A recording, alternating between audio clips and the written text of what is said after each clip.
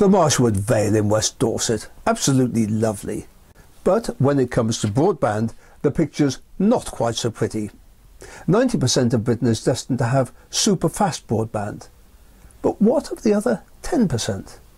Is the Marshwood Vale destined to become a permanent communications black hole? Cities and towns are easier and less costly to connect. So will rural West Dorset, which has no motorways, also miss out on the broadband superhighway? Money has been set aside for rural broadband, but this could be spent elsewhere in the West Country, in neighbouring counties that got their act together much quicker.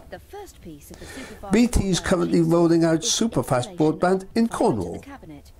They've got a special broadband show vehicle.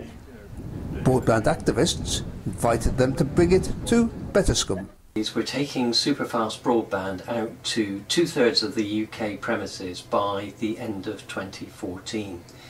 It was actually the end of 2015, but we've got better at what we do, and obviously we've been able to bring that timescale forward. So what it means is that lots of people right across the UK will be able to start benefiting from superfast broadband as we continue to roll out this service. However, what it means also for people in what's sometimes known as the final third is that it will take longer for us to reach some parts of the countryside. Now, those areas are obviously commercially challenging, and as a result, programs have been set up across the UK to address those areas and bring higher speeds of broadband to the countryside.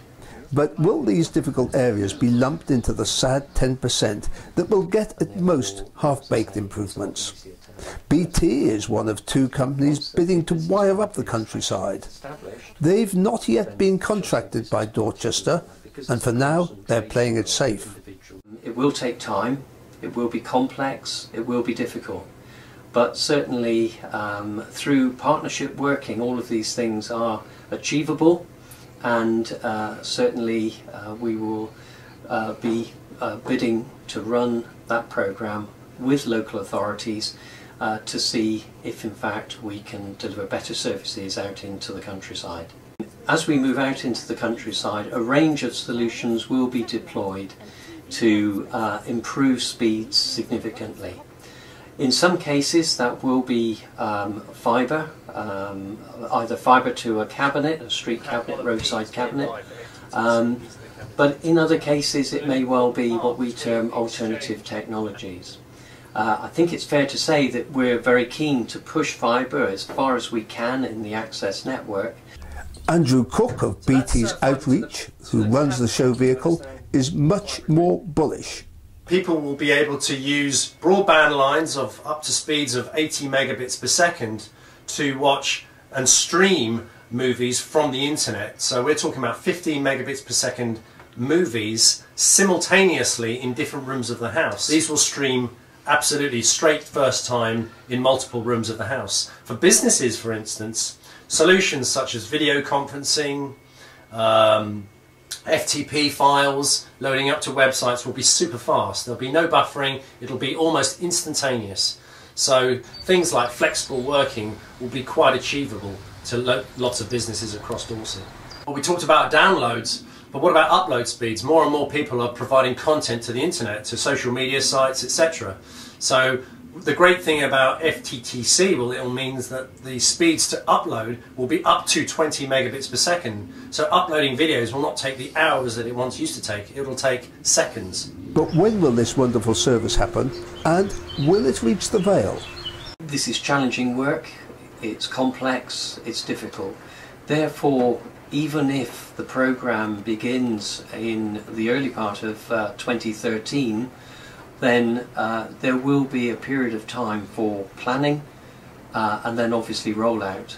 And realistically, and I want to be as honest as possible, you know, certainly it could well be 2 years before you know, we reach some solutions for some communities in the county.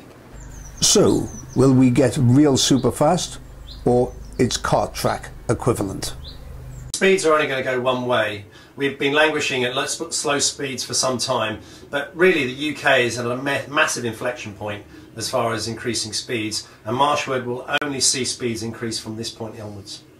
So far, so good.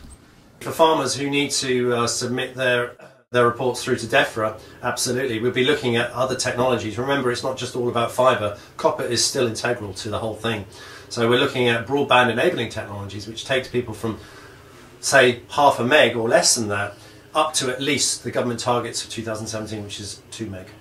So Marshwood Vale could be part of the 10% then.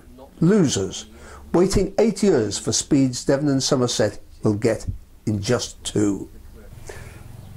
Lovely here today, but nobody can forecast whether the future of broadband here in the Vale is going to be sunny or not. What we know for certain is that there's a cloud on the horizon till the powers that be in Dorchester sign up with either BT or Fujitsu. Only then will one or other of them design the network. And only then will people here in the Vale know whether they're going to get real superfast broadband. And if so, which villages, what hamlets, and whose farms?